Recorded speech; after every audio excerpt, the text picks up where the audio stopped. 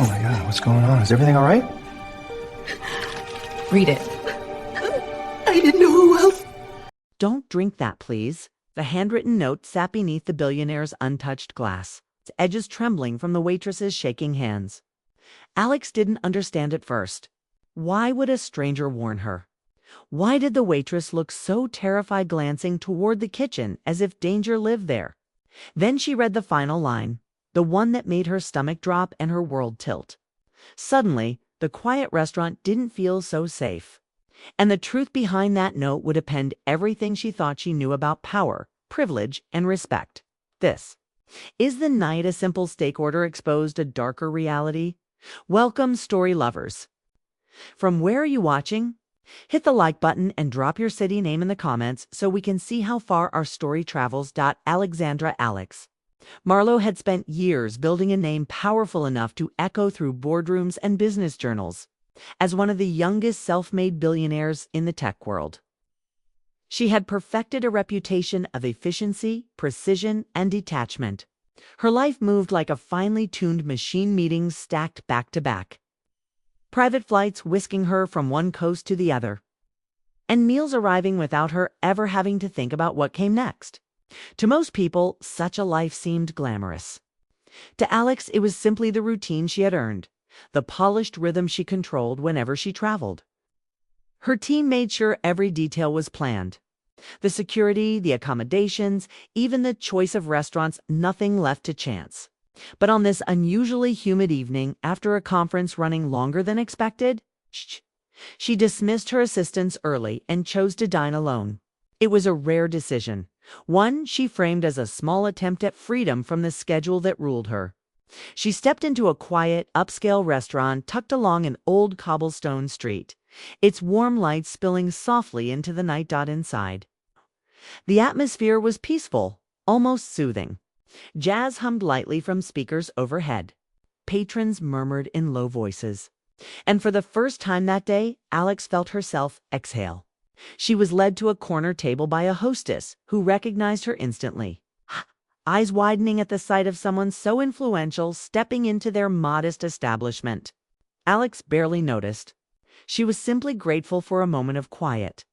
Yet as she settled into her seat, she sensed a different kind of attention from across the room. Conversations dipped slightly, and eyes lingered longer than necessary. She brushed it off, assuming it was the typical reaction that followed her wherever she went. But beneath those glances, something else simmered, something she didn't yet recognize. When the waitress approached, Alex looked up and saw a young black woman with tired eyes and an expression that tried to be polite but couldn't fully mask a deeper burden. She introduced herself as Celeste. In that moment, nothing seemed unusual. But later, Alex would look back and realize that tension had already begun to form.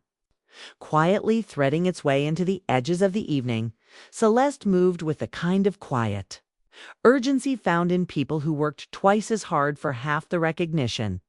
Her apron was neatly tied, her hair pulled back, her posture disciplined. But there was something in her demeanor, a heaviness that Alex couldn't quite place.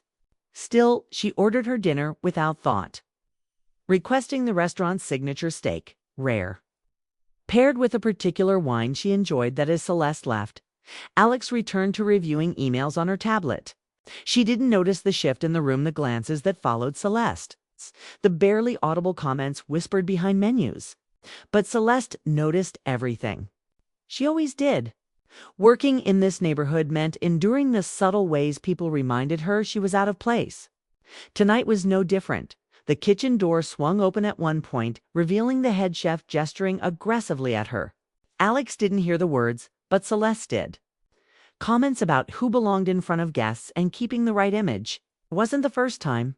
She kept her head down, hands steady, and carried on. But the sting settled into her chest, tightening with every step. When she returned with Alex's drink, her movements were noticeably slower. Alex looked up, sensing the tension but not understanding its source. She thanked Celeste, who nodded faintly before stepping away. Something about the interaction lingered with Alex, a feeling she couldn't name. A few minutes later, Celeste approached again, this time with a folded note pressed discreetly in her palm. She placed the drink down and slid the note next to the coaster, her hand trembling for a split second. Then she walked away quickly, as if afraid someone had seen. Alex stared at the note, confusion mixing with curiosity. She hesitated before opening it. Inside, in hurried handwriting, were 9 words that made her pulse slow and her breath catch. "Please don't send it back. They spit in it." Alex's mind blanked, then flooded with disbelief. She glanced toward the kitchen, where the chef and 2 other employees watched Celeste with thinly veiled disdain. She noticed how Celeste avoided their eyes, how her shoulders curled inward. A realization began to take shapes, low, sharp, and unsettling. This wasn't a personal attack on her as a wealthy customer. This was something targeted at Celeste. Something deeper, uglier, and far more deliberate. She waved discreetly for Celeste to return. But before she could, one of the men intercepted her, whispering something harsh into her ear.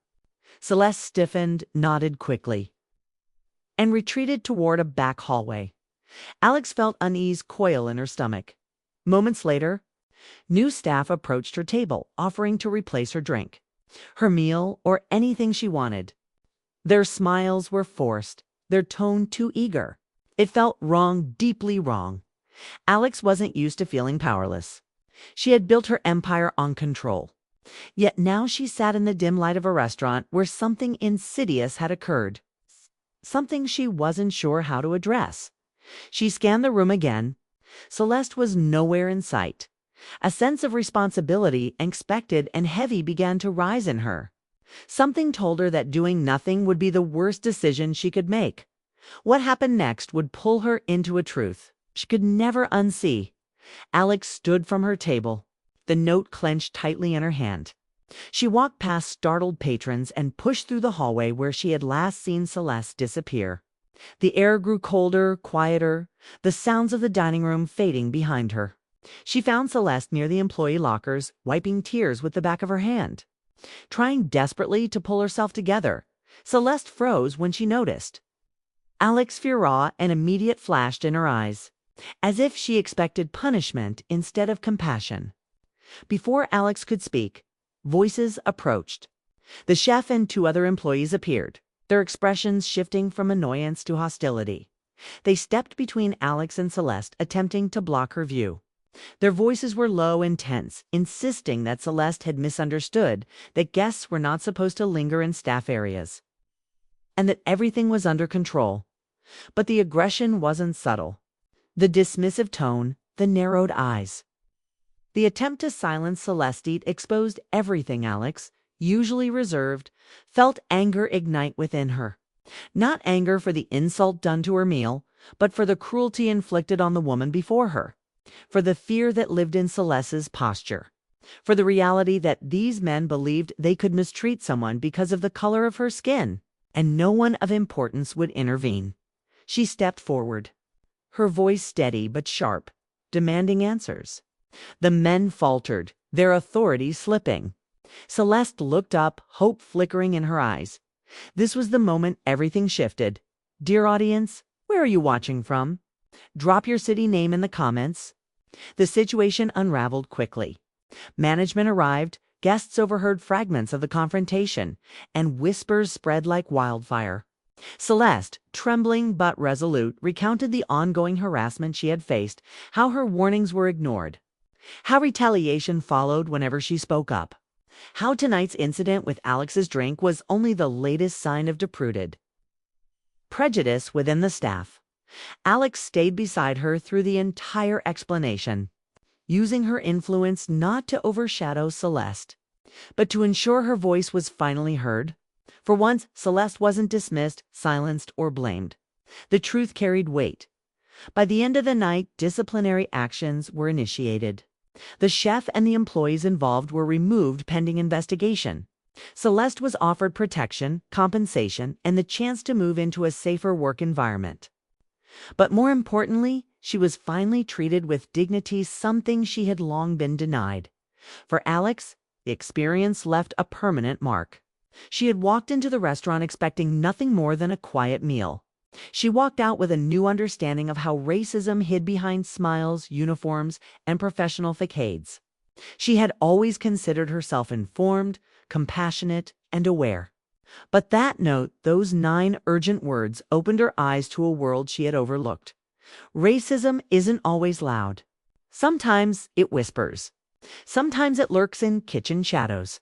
Sometimes it hides behind rules meant to maintain image.